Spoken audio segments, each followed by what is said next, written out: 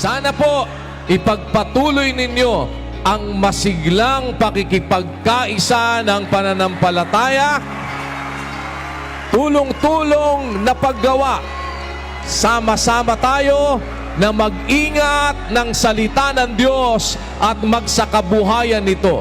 Mga kabataan na kasama sa pagpapahayag ng karangalan ng Diyos na tumawag sa atin. Damang-dama, excitement at pag-ibig dito sa MCGI Chapel! Muli nagsama-sama para sa matagal na nating pinakahintay! Maghiyawan ang mga kabataan! Lumiliwanag sa sanlibutan! Malayong lupain man ang lalakbayin. Sulit naman dahil sa paggawa ng tungkulin. Sana po lahat tayo ay makapagpatuloy na sama-sama sa ating mga paglilingkod, sa patuloy niyang kahabagan sa bawat isa sa atin, sa kanyang mga patuloy na pagsisikap at pagtitiwala at pananampalataya sa bawat isa sa atin na tayo po ay magtatapat sa ating mga tungkulin. Kaya po, masabi natin, dito po sa MCGI, napakabuti at napakagandang kapatiran, mga kapatid. Kaya salamat sa Diyos sa amin pong nasaksihan sa ngayon.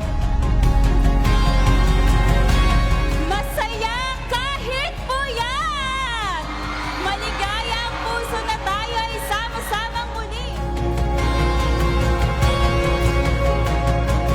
Leading the Philippine Loop of the International Youth Convention!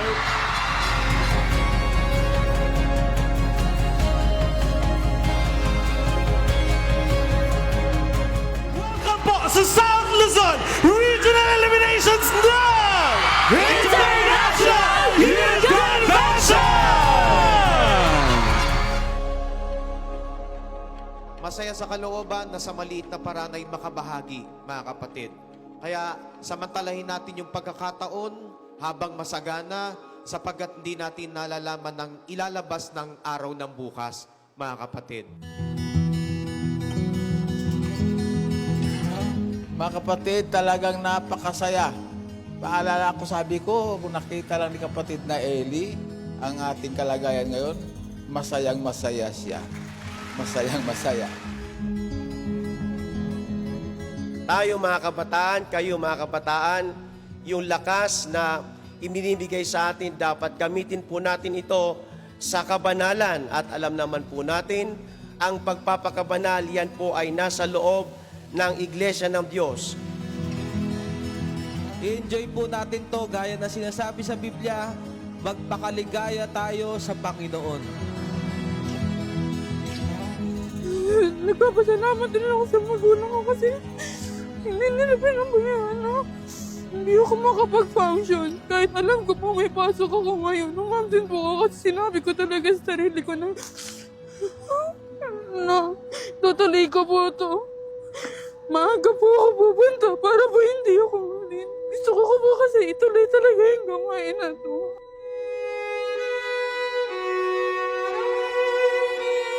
Mga kapatid, ang atin pong mga mangangaral, panahon pa ng kapatid na Eli at hanggang ngayon, sa panahon ng ating Kuya Daniel, napakarami po ang nakaatang sa kanya.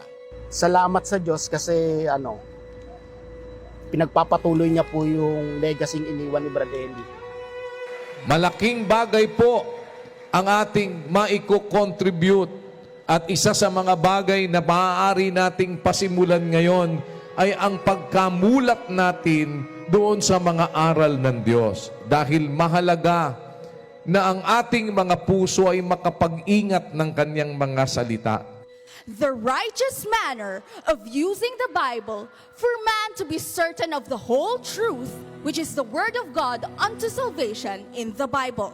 There is a taught method on how to use this book, which we will discuss in our topic. But why do we need to study how to use this book? There are things in the words of God that are hard to be understood because God's word is of high level. And only God can know it, His word. Where are we seeking? What are we reading? Let's read the Bible again. It says, "Seek ye out of the book of the Lord." We will be reading some verses in the Bible, and let us apply the commandment of God for us to know the whole truth for the salvation of man. To be able to understand the deep words or the deep things written in the Bible is beyond our capacity, unless God provides us the knowledge and wisdom in order to understand those. At itong ating isinasagawa na Bible Festival ng lahat ng ating mga kapatid na mga kabataan ay isang paraan para yung mga salita ng Diyos ay maalaala natin, marinig natin, at ating maingatan sa ating mga puso. Minsan pa nagpapasalamat po tayo sa Diyos sa isang mabuting pagkakataong gaya nito na tayo po ay makapag-aral ng mga salita po ng Diyos. Gagamitin natin yung isip upang makilala natin yung katotohanang ikaliligtas. Mayroon po tayong pakikinggan. Sino po? Yung tagapangaral na kasangkapan ng Diyos. Gusto nyong tawaging mapalad? Gusto nyong magkaroon ng tatak ng Diyos? Gamitin natin ang kasangkapang ibinigay sa atin. Binigyan niya po tayo ng mga kasangkapang magagamit natin para sa ating kaligtasan. Ayaw nating nadadaya tayo, mas mahalaga po na huwag nating hahayaan na madaya po tayo pagdating po sa ikaliligtas ng ating mga kaluluwa. Para po sa akin, maganda pong oportunidad po itong magkaroon po ang mga kabataan na IYC upang lalong ma-enhance po yung mga talento ng mga kabataan tungkol po sa Biblia. May mga sumali sa choir, may mga sumali sa Christian dance, sa painting. Yung talent nila i-share nila o binahagi nila dito sa ating sa IYC, napakaligaya sa puso. Magpakasangkapan tayo sa Diyos, mga kapatid na kabataan. Marami pa po kayong sa tulong ng Diyos ay maaaring magawa. Ang gusto lang po namin lahat makapag-participate at maging masaya po ang pag-perform nila. Dahil hindi naman, una sa lahat po, hindi naman po namin ito ginagawa para lang po sa aming sarili. Ginagawa po namin ito para makapaglingkod po sa Diyos. Pag-ibig na siyang tali ng kasakdalan. Karunungang buhat sa itaas ang siyang ating natutunan. 7 idaragdag sa pananampalataya, huwag kalilimutan. Mga kabataang magliliwanag sa sanlibutan.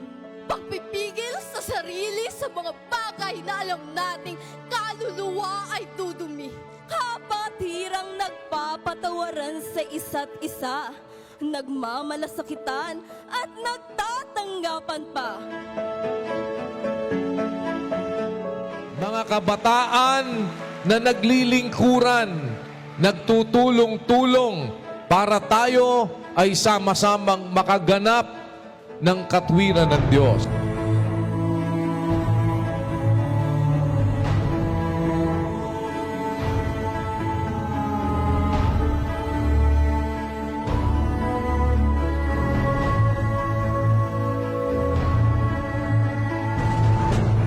Talagang nag-uumapaw ang mga talentong makikita natin na ipagpapasalamat natin sa Diyos sa mga kabataang natipon po sa araw na ito. At alam natin, hindi lang tayo nandito mga kapatid ang pwedeng magkakita-kita, maging po sa social media, yung mga kasama niyo po sa inyong mga dibisyon na wala ngayon, pwede nilang masaksihan ang mga mangyayari ngayong araw. Yung ating lakas, yung ating kabataan, huwag nating ihandog sa iba't ibang mga kasalanan kagaya ng drugs, ng shabu, ng mga iba't ibang mga bagay na ngayon ay kinalululungan ng mga kabataang walang pagkatakot sa Diyos. Kundi ihandog natin ang ating sarili sa Diyos na tulad sa nangabuhay sa mga patay. Kaya po, dapat ang isang tatak ng kabataan sa MCGI, mga kabataang mapagpakumbaba.